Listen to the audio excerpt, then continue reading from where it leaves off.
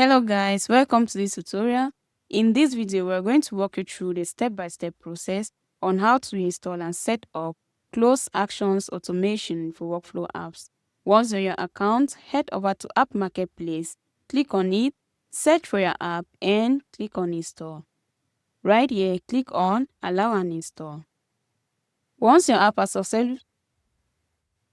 successfully been installed, you're going to refresh your tab and click on the custom page.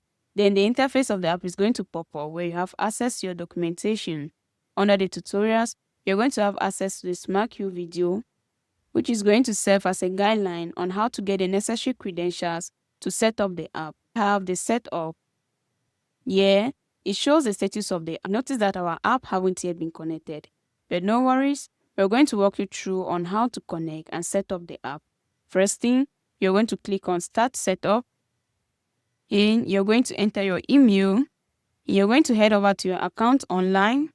Once you're here, click on the three dots, click on Settings.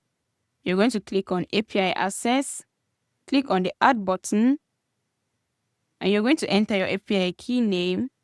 Click on Add. There we go, our API key has been created. So we're going to click on the copy icon and copy our API key. Head over back to our account and enter your API key. Click on Complete Setup. Great. Our API, the app is now connected. We equally have the support center.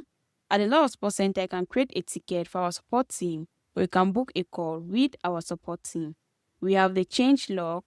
Here, you're going to see the necessary notifications concerning the new updates and the changes of this app.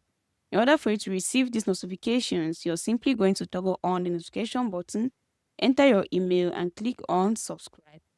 You're all set. If you have any questions or need help, our support team is available 24/7. Thanks for watching. Don't forget to subscribe to our channel.